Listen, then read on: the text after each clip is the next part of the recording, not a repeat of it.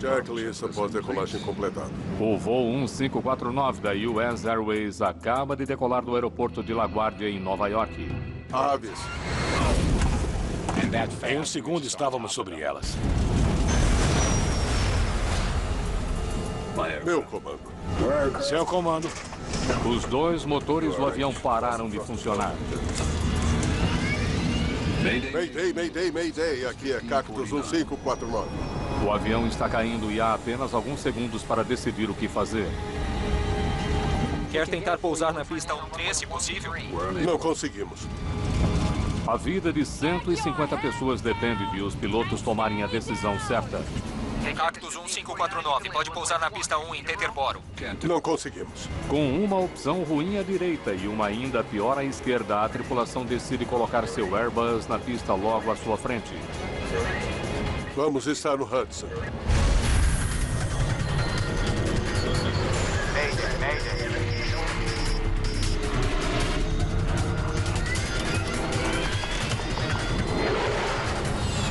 Mayday. Desastres aéreos. Esta é uma história real baseada em relatórios oficiais e relatos de testemunhas. Pouso no Rio Hudson. 15 de janeiro de 2009. Aeroporto de LaGuardia, Nova York, meio da tarde. Por favor, ouçam com atenção. O voo 1549 da US Airways parte em um voo curto entre Nova York e Charlotte, Carolina do Norte. Pelo menos vai estar mais quente em Charlotte. Seus assentos funcionam como dispositivo de flutuação. Hoje no cockpit estão o comandante Chesley Sullenberger, de 57 anos. Prontos para partir. E o copiloto Jeffrey Skiles, de 49. Estávamos atrasados porque o tempo tinha estado ruim, mas naquele momento o tempo tinha melhorado. Podemos decolar e havia apenas formações de cúmulos. 28, freios liberados. 28 para Cactus 1549. 150 passageiros estão a bordo do Airbus A320 de fabricação europeia. O empresário Clay Presley está a caminho de casa em Charlotte. Cheguei ao aeroporto de LaGuardia e fazia muito frio. Havia nevado um pouco naquele dia e uma tempestade se aproximava. Por isso queríamos fazer aquele voo e não nos atrasarmos. A tripulação voara uma hora mais cedo, saindo de Charlotte com Sullenberger no comando. Seus freios. O piloto Skiles irá pilotar o avião de volta para Charlotte. Meu comando. Trata-se de uma divisão usual das funções de pilotagem. Cactus 1549, pista 4 liberada para decolagem. Cactus 1549, pronto para decolagem. Essa viagem marca o final de uma sequência de 4 dias de voos para os dois homens. Seguimos os procedimentos padrão. Foi uma decolagem normal, com os procedimentos usuais de decolagem. Não havia absolutamente nada que indicasse que aquela seria uma decolagem diferente de qualquer outra que eu tivesse feito. Mas, ao final do dia, eles serão a tripulação mais famosa do planeta. Recolher trem de pouso, por favor. Pronto. Patrick Harpen é um dos controladores de tráfego que está cuidando da movimentação de hoje em LaGuardia. Ele tem um dos trabalhos mais estressantes do mundo. Quando me sento em frente a um radar, sou responsável por cada uma das pessoas em cada um dos aviões sob meu controle. E eu levo essa responsabilidade muito a sério. Cactus 1549, decolando de Nova York, contato de radar, subir e manter 15 mil. O voo irá partir para o nordeste de LaGuardia e em seguida iniciará uma lenta virada em direção ao sul, rumo a Charlotte. Acho que eu estava com 3 ou 4 aviões na minha frequência na ocasião, e aquela foi uma decolagem normal. Apenas mais um voo com o qual eu lidava 1 milhão de vezes. Com a potência de 2 motores General Electric, o avião avança nos céus.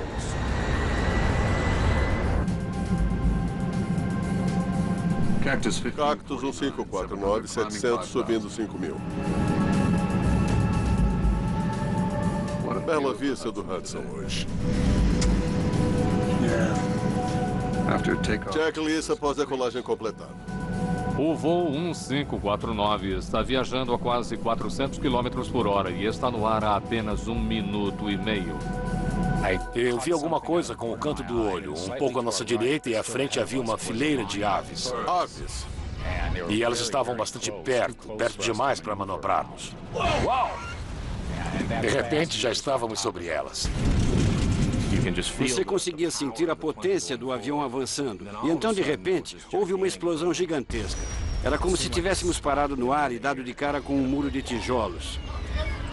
E então, de repente, alguém disse: o motor esquerdo está em chamas. Antes que pudéssemos avaliar a situação, Temos um motor, os dois motores parando. os dois motores entraram em potência mínima. Partida. Apenas 13 segundos depois de iniciado o problema, Sullenberger assume o controle do avião. Meu comando. Seu comando. Verifique o QRH. Perda de potência nos dois motores. O QRH, ou Manual de Referência Rápida, é um guia passo a passo para lidar com emergências. Mayday, Mayday, Mayday. Aqui é Cactus 1549. Atingimos pássaros, perdemos força. Duas turbinas voltando para o Laguardia. Quando um piloto diz Mayday ou declara uma emergência, você passa de um estado de atenção para um estado de hiperatenção. Você simplesmente se concentra na situação de emergência e tenta chegar a uma solução para o problema. Precisa voltar ao LaGuardia. Vire à esquerda na direção 220. 220. De repente, sentimos um cheiro vindo da cabine. Alguma coisa está queimando. Se houver combustível, seletor de motor para a partida. Naquele momento, eu só pensava que teríamos de dar partida em um motor novamente. Manetes confirmando. Idle. Idle. O procedimento é reiniciar o motor e o tempo todo eu acreditei que conseguiríamos. Velocidade de referência, 300 nós. Não estamos lá. Não, Cactus 1549. Se possível, pousar na pista 13. não conseguimos. As conversas com o capitão Sullenberger foram muito curtas e diretas, muito apropriadas para a situação de emergência. Há muita coisa acontecendo, não havia muito tempo. Quando o comandante Sullenberger disse apenas "não conseguimos", eu não me preocupei. Ele estava ocupado pilotando o avião e eu entendi. Meu trabalho era buscar outra opção. Muito bem, Cactus 1549. Tráfego na pista 31. Será impossível. Harten ainda quer que o jato volte à LaGuardia, mas o voo 1549 está agora a apenas 1.400 pés acima do solo. Cactus 1549, a pista 4 está liberada. Virar à esquerda. Pista 4.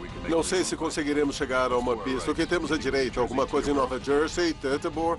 Sim, à direita ao aeroporto de Teterboro. Quer tentar Teterboro? Teterboro é um pequeno aeroporto ao lado de Nova Jersey, no rio Hudson, mas ele fica a vários quilômetros de distância e sem seus motores o voo 1549 está caindo rapidamente. Quer tentar Teterboro? Sim.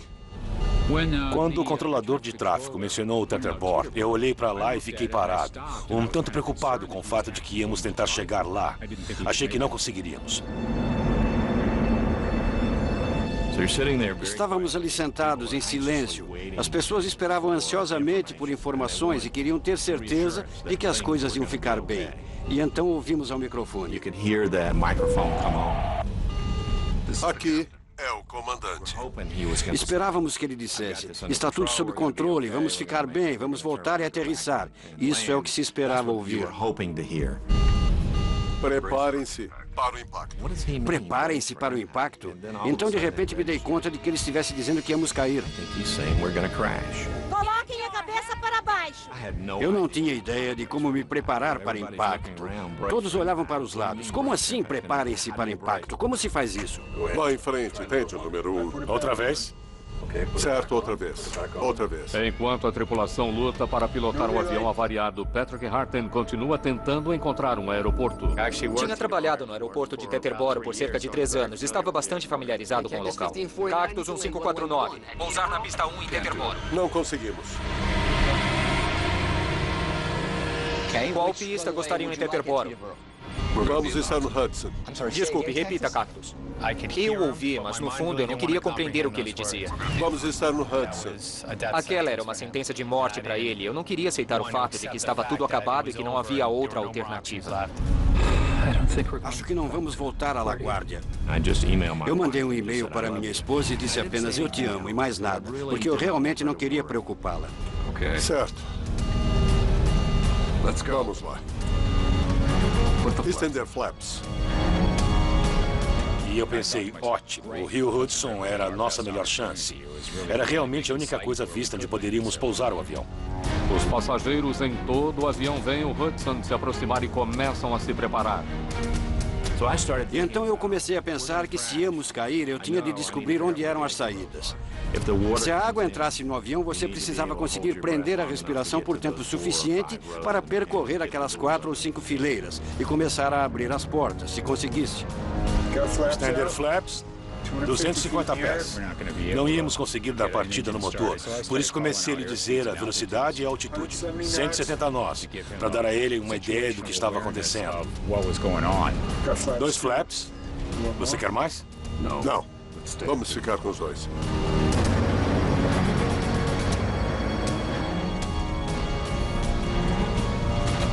Alguma ideia?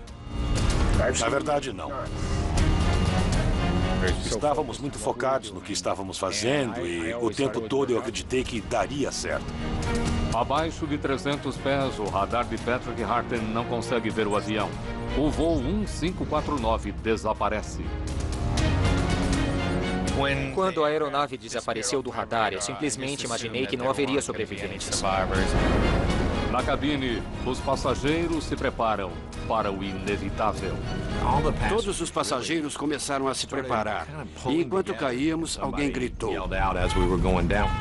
Preparados nas portas! Fiquem abaixados! E as pessoas na porta diziam, estamos prontos. Eu estava apavorado. We're going to brace.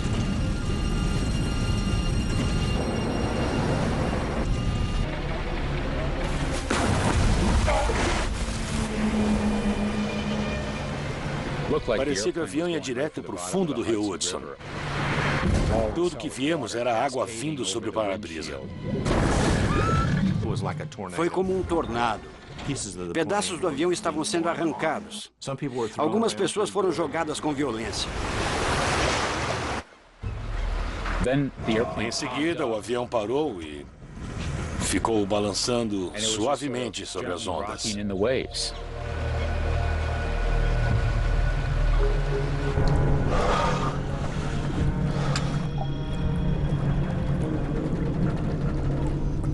Ficamos todos ali sentados, estávamos todos em choque, esperando o que aconteceria em seguida. O voo 1549 da US Airways ficou no ar por apenas 5 minutos e 8 segundos. Depois de um pouso notável, os passageiros e a tripulação agora enfrentam um novo perigo. A água entrando no avião. A água gelada do rio Hudson está entrando na cabine.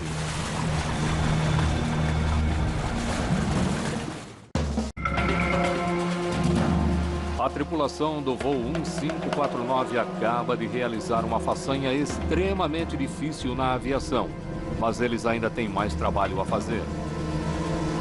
Sullenberger vai para a cabine, enquanto o copiloto Skiles desliga o avião. Fiquei para trás e fiz o checklist de evacuação.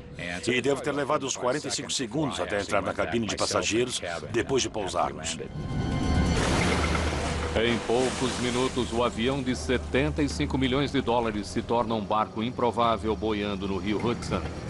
E agora ele está se enchendo de água gelada. A água estava fria.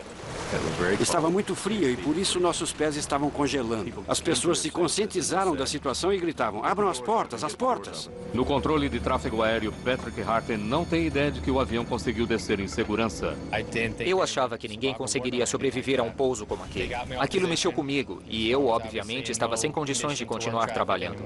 Harten vai até seu sindicato. Apesar de seu sofrimento, o protocolo exige que ele relate sua versão dos acontecimentos.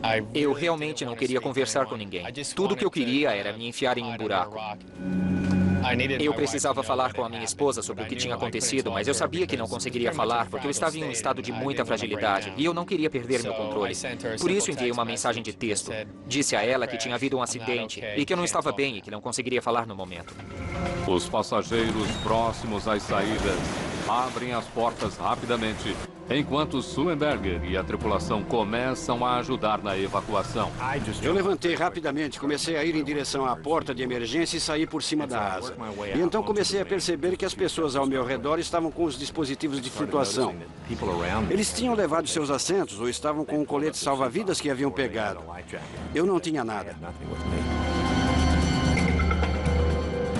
Skiles volta para ajudar a tripulação na cabine a evacuar os passageiros do avião que começa a afundar. Ele sabe que não há muito tempo e uma das comissárias está ferida. Voltei até o meio da cabine. Sully, eu e 2 jovens começamos a pegar almofadas de assento e os coletes salva-vidas que ficam debaixo dos assentos. E os fomos passando para os demais. Eu olhava ao redor tentando avaliar a situação. Será que o avião vai explodir? O que vai acontecer agora? Umas 6 ou 8 pessoas que tinham sido jogadas na água estavam tremendo de frio. E começamos a puxá-las de volta para cima da asa. Na parte de trás do avião, a água continua a entrar. Os passageiros são orientados a ir para a frente para saírem. Por cima dos assentos, se for preciso. Esse barco difícil de manejar não vai flutuar por muito mais tempo. Estávamos com água praticamente até os joelhos e estava simplesmente de congelar. Cada parte do seu corpo que estava na água doía até os ossos. Vão para a frente! Há alguém aqui? Estávamos confiantes em que não havia mais ninguém dentro do avião, mas não sabíamos o que estava acontecendo sobre as asas. Skiles e Sullenberger são os últimos a sair do avião.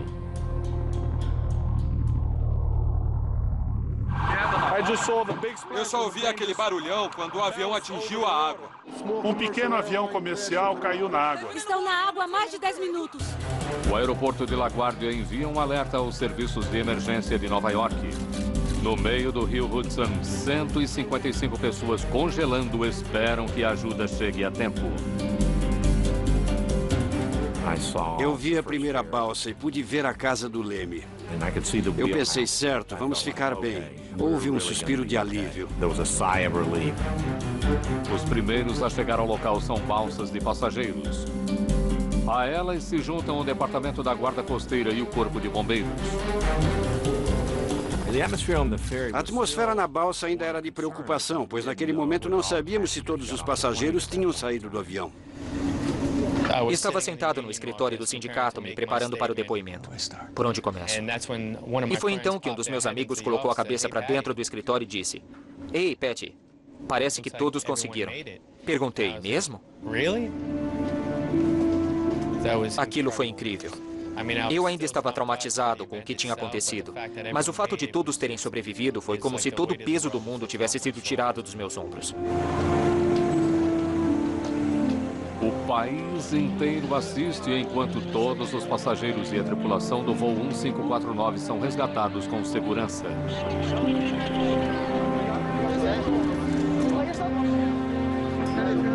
Tá frio! Vocês estão bem? Sim! Assim como muitas outras pessoas ao redor do mundo, os investigadores do Conselho Nacional de Segurança dos Transportes não tiravam os olhos daquelas imagens. Ei, você tem de ver isso. Soubemos sobre o acidente antes do início das investigações. Os canais de televisão mostravam o avião no rio e tudo mais.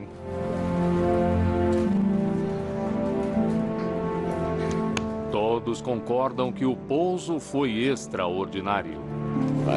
Acho que foi um milagre. Me sinto abençoado por ter sobrevivido. Estendi a mão para o comandante Sully e disse: "Só quero que saiba que o senhor salvou a minha vida e a vida de todos aqui." Na minha cabeça, todos nós morreríamos. E estamos todos vivos. É um milagre. À noite, o avião está quase completamente debaixo d'água. A corrente o está empurrando para a beira do rio. A aeronave foi amarrada no cais e descemos para dar uma olhada e ver o que tínhamos pela frente. Mas, claro, não se consegue fazer muita coisa durante a noite. O investigador do NTSB, Harold Heischel, chega ao local. Certamente a água estava escura. Vimos apenas a cauda e a maior parte da fuselagem. E uma das asas estava debaixo d'água. Sabíamos que seria bastante difícil tirar o avião da água e então levá-lo para um lugar onde pudéssemos examinar seus componentes de uma forma mais controlada. Para os pesquisadores, essa é uma situação incomum. Normalmente, sua principal tarefa é descobrir a causa de um acidente. Com o voo 1549, a causa parece evidente.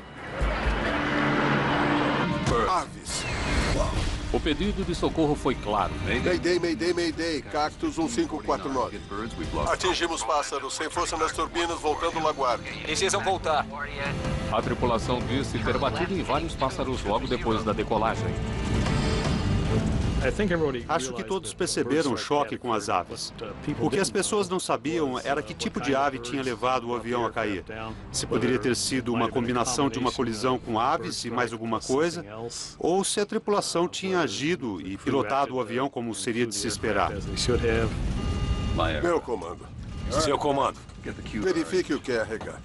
O piloto da US Airways fez um pouso de emergência incrivelmente hábil no rio Hudson. Os investigadores querem entrevistar os dois pilotos, mas sua fama repentina torna difícil encontrá-los. Ficou um pouco mais difícil do que o habitual localizar a tripulação e conversar com eles. De uma hora para outra, eles se tornaram heróis.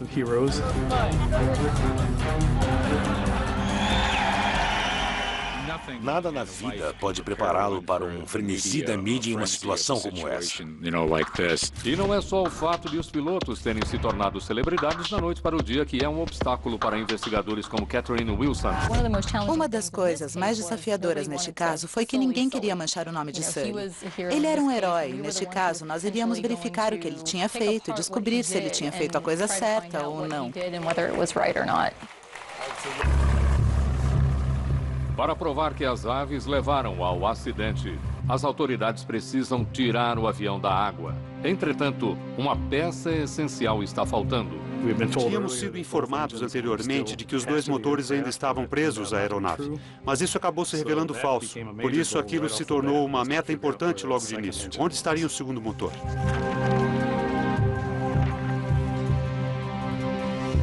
Não sabíamos exatamente onde ele estava. Vamos nos concentrar nessa área. Mas tínhamos filmes da aeronave pousando e então podíamos comparar diferentes dados. Usamos um sonar de varredura lateral que nos deu uma imagem muito clara do fundo.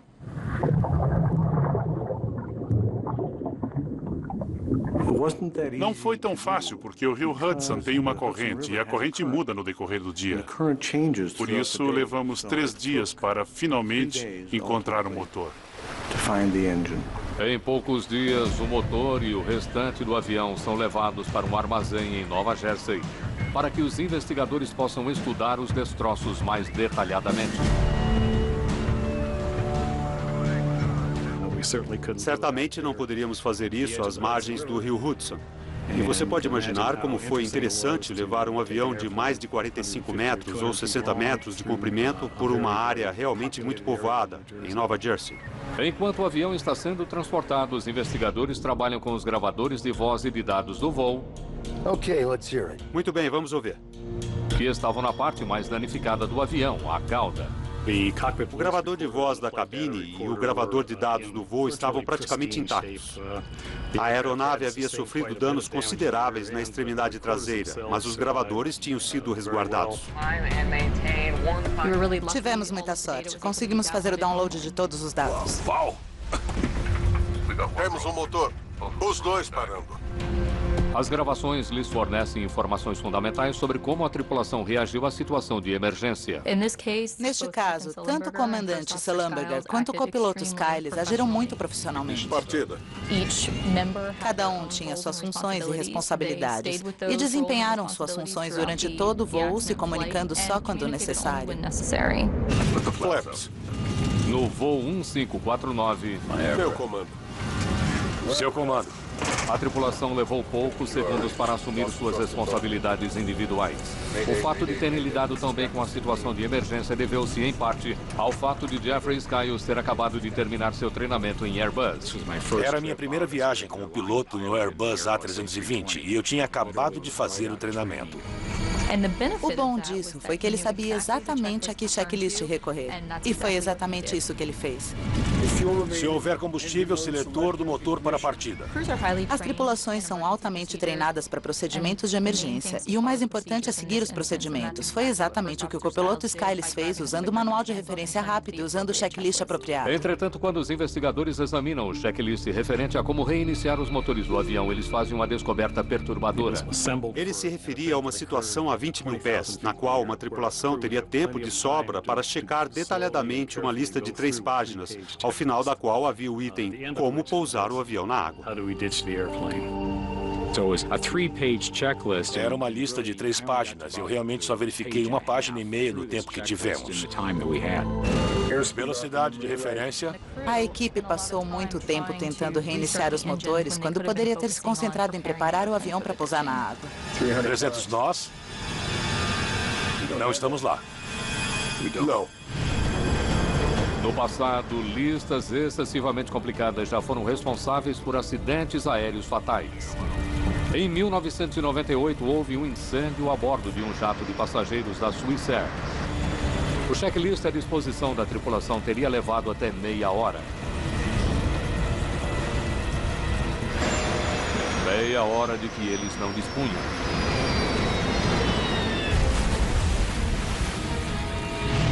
Entretanto, no voo 1549, o checklist estava longe de ser o maior desafio de Sullenberger e Skiles. Não sei se conseguiremos chegar a uma pista. Pousos na água são notoriamente difíceis, pois a não ser que sejam perfeitos, eles podem ser catastróficos. Em 1996, depois de um sequestro, o comandante da Ethiopian Airlines tentou pousar ao largo das Ilhas Comores quando seu avião ficou sem combustível. A asa esquerda foi a primeira coisa a atingir a água, levando o avião a virar. A aeronave foi feita em pedaços. Das 175 pessoas a bordo, apenas 50 sobreviveram. Os investigadores logo descobrem que nenhuma das grandes companhias aéreas utiliza simuladores para ensinar os pilotos a pousar na água. O treinamento de pouso na água em um simulador é muito difícil. Nós não temos um modelo para simular com precisão o que um avião faria ao tocar a água. Dada a raridade desse tipo de acontecimento, seria muito difícil justificar o treinamento de pilotos para esse tipo de situação. Mas mesmo sem nunca ter passado por isso em uma simulação, o comandante Sullenberger fez praticamente tudo certo. Ele manteve o nariz para cima e as asas niveladas. Ele deixou a cauda tocar a água primeiro, diminuindo a velocidade o suficiente para que o avião sobrevivesse ao impacto. Belo voo. Investigadores da NTSB se voltam para sua própria simulação a fim de responder a uma questão vital. Fala o comandante. Precisaria ter pousado no Rio? Preparar para impacto. Ou ele poderia ter conseguido chegar a uma pista? Mayday, Mayday, Mayday, Cactus 1549, atingimos pássaros. Investigadores examinam as ações de Chesley Sullenberger e Jeffrey Skiles nos momentos seguintes ao choque do avião com os pássaros. Partida. Queríamos saber se os pilotos tinham feito a coisa certa, então testamos exatamente isso no simulador. Teria havido potência suficiente para que eles voltassem ao aeroporto de LaGuardia? E o que descobrimos foi que durante cerca de 50% do tempo eles teriam conseguido voltar ao aeroporto. Entretanto, devido ao atraso de 35 segundos após a colisão com os pássaros, na tentativa da tripulação de reiniciar os motores dos aviões de todos os pilotos no simulador caíram antes de chegarem à pista. Quando levamos em consideração o processo de decisão do comandante Sullenberger, vimos que não teria sido possível voltar ao aeroporto. Cactus 1549, pista 4 disponível. Não há dúvida. Estaremos no Hudson. Pousar o avião no Hudson foi a decisão correta. Sullenberger não dispunha de altitude suficiente para planar até o aeroporto de LaGuardia ou de Teterboro. Temos um motor, os 2 motores parando. Os investigadores também descobriram que Sullenberger tomou uma decisão que não estava no topo do checklist e que foi fundamental para a sobrevivência de todos a bordo. Iniciando a APU. Em jatos comerciais, os motores fornecem energia aos sistemas elétricos. Se o motor para de funcionar, a tripulação acaba perdendo aqueles sistemas. A APU é um gerador de emergência que mantém alguns dispositivos em funcionamento. A APU lhe permitiu continuar vendo as telas. Os instrumentos continuaram funcionando. Isso também permitiu que o próprio A320 tivesse um papel importante naquele pouso heróico. A APU forneceu energia para o cérebro eletrônico do avião, impedindo que os pilotos fizessem qualquer movimento potencialmente perigoso. Isso os manteve dentro do chamado envelope de voo. Ao iniciar a APU logo no início, a tripulação conseguiu manter as proteções do envelope de voo, que impediram que o avião estolasse se a velocidade diminuísse. Ele está à beira da velocidade de stall. Os dados do voo mostram que Sullenberger estava indo a uma velocidade mais lenta do que a ideal. A velocidade durante a sequência do acidente estava cerca de 20 nós a menos do que deveria estar para aquele voo. Entretanto, o computador de voo do A320 é projetado para ajustar constantemente o pitch do avião e impedir que ele entre em stall. Sem dúvida, as consequências poderiam ter sido catastróficas se o avião tivesse estolado. Iniciando a PU. O raciocínio rápido de Sullenberger fez com que o complexo sistema de computador do avião continuasse funcionando. Isso lhe permitiu uma rede de segurança para que ele tivesse a melhor chance de fazer algo quase impossível. Estaremos no Hudson. Foi uma combinação de boa tripulação e um bom avião. Vamos lá. Estender flaps. O comandante teve a presença de espírito, por exemplo, pouco antes de estarem prestes a pousar alguns pés do solo, de se virar para o copiloto e perguntar: Alguma ideia? Na verdade, não. Ambos estavam entrosados até o final, e é isso que gostamos de ver. Habilidade, treinamento e o próprio projeto da aeronave cooperaram para salvar a vida de 155 pessoas. Mas os investigadores ainda querem saber como foi que os pássaros conseguiram danificar 2 motores a jato tão avançados e se é possível impedir que isso volte a acontecer. 8 dias depois do acidente, os investigadores finalmente conseguem examinar os motores detalhadamente.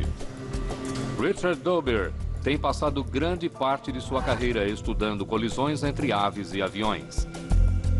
Quando uma aeronave atinge um pássaro, geralmente não sobra muito da ave, principalmente se ela é sugada pelo motor. Os motores são analisados peça por peça na tentativa de se descobrir exatamente o que aconteceu a 3.000 pés acima de Nova York. Vamos olhar do lado de dentro. Usamos uma luz negra nas superfícies do motor. Proteínas de muitos tecidos tornam-se fluorescentes com a luz negra. Grande parte do tecido já não estava mais lá, mas muitas das proteínas permaneciam na superfície do motor. Veja só isso. No fundo do motor direito, os investigadores encontram um punhado de restos carbonizados. A maior parte dos restos era apenas de tecido muscular, fragmentos de ossos e penas minúsculas. Eu consegui encontrar cerca de 29 amostras em um motor e 14 no outro. Mas os motores não são a única parte do avião que foi danificada. Aves.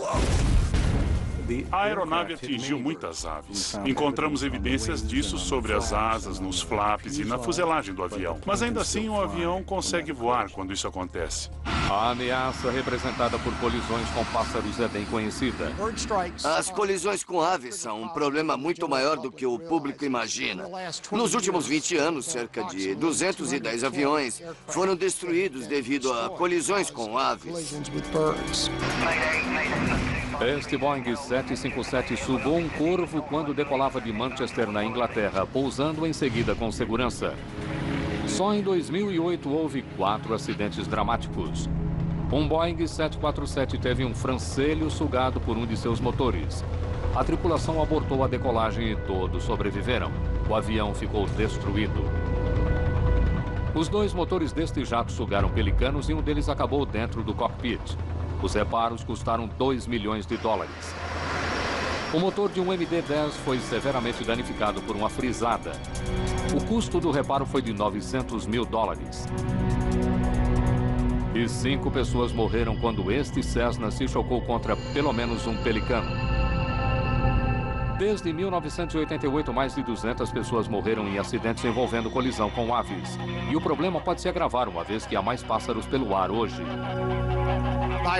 Ao restringir o uso de agrotóxicos que eram perigosos para as aves como o DDT, houve um enorme aumento das populações de espécies de aves. Um aumento notável de gansos canadenses, aves da região não migratórias. E por todo o país, a população cresceu cerca de 1 milhão para cerca de 4 milhões. No aeroporto de LaGuardia, um dos maiores problemas é uma colônia de gansos durante o ano todo na vizinha ilha Rikers.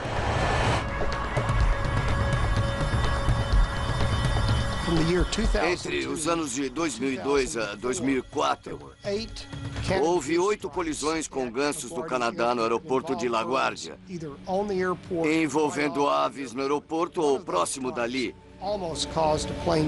Uma dessas colisões quase levou um avião a cair. Nos últimos anos, funcionários do aeroporto têm apanhado centenas de gansos da ilha Rikers e os sacrificado. Trata-se de algo polêmico, mas deve ser eficaz.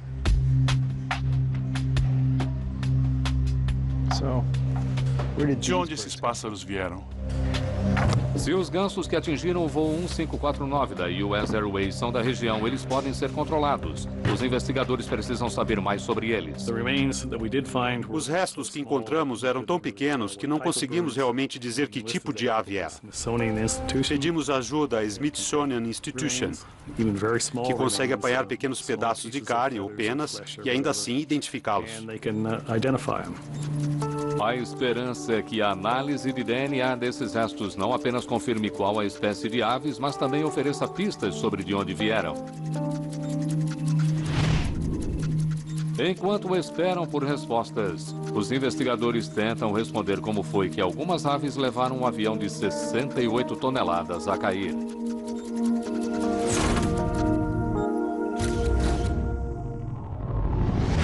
Antes que possam ser usados em um jato de passageiros, os motores são submetidos a testes rigorosos para que se tenha certeza de que podem funcionar em condições extremas.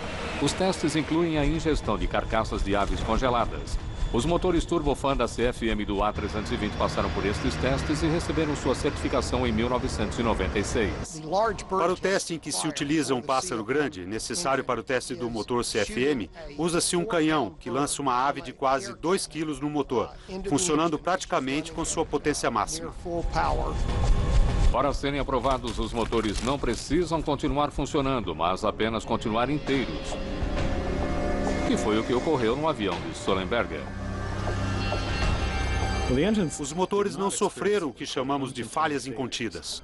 Nenhum pedaço grande das pás do fã ou qualquer outra coisa voou para fora, ferindo as pessoas dentro do avião. As pás do fã são sempre a parte mais interessante a serem verificadas e muitas vezes contam uma história importante. Uma série de pás do fã em todo o motor comprime o ar que entra até que ele é incinerado com a injeção de combustível na câmara de combustão, gerando potência. Aves sugadas pelo motor podem causar danos a este processo. Quando a pá de um motor falha, isso provoca muitos danos. Neste caso, em particular, todas as pás do fã estavam presentes. Sofreram danos graves, mas nenhuma delas foi quebrada. Uma análise dos motores mostra que se, por um lado, as pás do fã sobreviveram ao impacto, a delicada mecânica do interior dos dois motores não resistiu. Temos um motor, os dois motores parando. Verificando o interior do motor, vimos que ele sofrera danos significativos. Quando um pássaro é sugado para o interior, ele representa uma massa tão grande em relação às pás que isso provoca uma série de danos a elas. As aves sugadas pelo voo 1549... Mayday, Cactus 1549. Danificaram os compressores do motor. Fragmentos de metal desses compressores danificados foram sugados pelo interior de ambos os motores, fazendo-os parar. Atingimos pássaros, perdemos a força nas duas turbinas. Ao receberem os resultados de DNA da Smithsonian Institution, os pesquisadores finalmente entendem por que o voo 1549 perdeu os dois motores. As aves que atingiram a aeronave de Sullenberger e Skiles eram gansos canadenses adultos, muito maiores do que qualquer coisa com que os motores haviam sido testados. Através daquela análise, soubemos que as aves pesam cerca de 4,5 kg cada uma. Os testes também confirmam que 4 grandes pássaros atingiram as turbinas do voo 1549, uma carga grande demais para eles. Aves raramente são sugadas para o interior do motor. Raramente o motor suga uma ave e em seguida para de funcionar completamente. Esse é um acontecimento muito raro. Partida. O que torna esse acontecimento ainda mais raro é que os dois motores sugaram aves e ambos pararam de funcionar. Estaremos, Hudson. O teste de DNA também demonstra que os gansos envolvidos neste acidente não eram os gansos da região com os quais o LaGuardia tentava lidar. Esses eram gansos que tinham estado no norte do Canadá durante o verão anterior. Eram gansos migratórios. A colisão entre os gansos em migração e o voo 1549 aconteceu a 7 quilômetros do aeroporto, que significa que nenhum dos programas existentes para reduzir o número de aves teria evitado a colisão. Significa também que o que aconteceu com aquele voo poderia acontecer de novo, a menos que seja descoberta uma maneira de manter aves e aviões distantes uns dos outros. Romeo Whiskey 21, perda de contato de radar, 20 sudeste DME, não conseguia captá-lo naquela altitude. Todos os anos, cerca de 2 milhões de aviões sobrevoam o espaço aéreo de Nova York. A maioria das pessoas não dá importância aos problemas que as aves podem causar às aeronaves. Elas não percebem como um ser tão pequeno e aparentemente insignificante em relação ao tamanho de uma aeronave pode causar esse tipo de problema catastrófico. A indústria da aviação precisa encontrar soluções para as colisões com aves. O uso de telas na frente dos motores é uma das respostas mais óbvias, mas implica em sérias desvantagens. Telas podem cair, elas podem se quebrar e então seriam sugadas para dentro do motor, provocando danos similares ou ainda mais catastróficos. Telas também podem provocar turbulência no fluxo de ar, privando os motores diários, levando a falhar. O inverno também é um problema sério quando se trata de telas para o motor.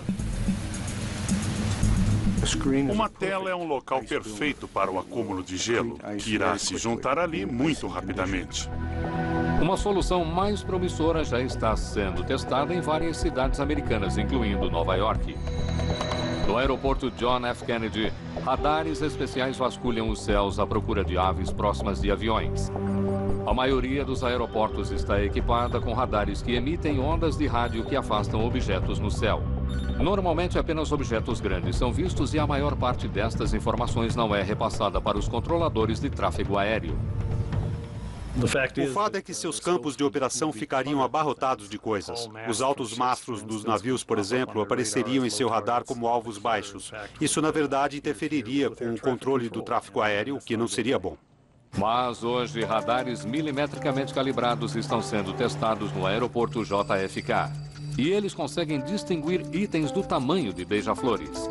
Se quaisquer aves forem detectadas nas rotas de voo, tripulações poderão ser alertadas. Adoraria ver a tecnologia de radar relativa às aves. A questão principal seria como incorporar isso sem aumentar a carga de trabalho de um controlador já estressado. Os testes continuam, mas o uso generalizado de um radar que detecte aves ainda está a anos de distância. Cactus 1549, pista 4 liberada para decolagem. Cactus 1549, pronto para decolagem. Até lá, as colisões entre aves e aviões irão continuar.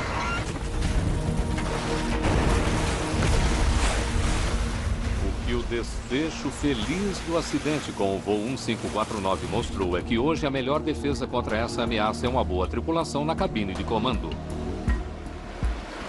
Havia uma tripulação muito experiente, com uma formação muito boa. Meu comando. Seu comando. Verifique o que é RH. Toda a formação que você teve, todos os anos que você pilotou, tudo isso está com você quando você precisa. Meu comando. Seu comando. Sully e eu trabalhamos muito bem juntos naquela situação. Eu sabia o que ele estava pensando e ele sabia o que eu estava pensando. Nós dois realizamos nossas funções individuais, mas estávamos cientes da situação como um todo. Precisa voltar ao LaGuardia. Vire à esquerda, direção 220. 220. Esse acontecimento, sem dúvida, coloca as coisas em perspectiva para você como controlador. Uma coisa que eu mais aprecio no trabalho em equipe é como, ao trabalhar em conjunto, você faz o que tem que ser feito. À direita, ao aeroporto de Teterboro. Quer tentar Teterboro? Estaremos no Hudson. O pouso no rio Hudson envolveu treinamento e habilidade e também um pouco de sorte. O dia estava muito claro. As condições do rio eram perfeitas. Portanto, houve uma série de situações muito felizes que auxiliaram a tripulação na realização de um pouso bem-sucedido no rio. No Conselho de Segurança não é comum lidarmos com milagres, mas neste caso houve um conjunto de várias coisas, a hora certa e o lugar certo. E por isso muitos de nós pensamos, bom, talvez tenhamos um milagre aqui. Bela visão do Hudson hoje. Versão Marshmallow, São Paulo.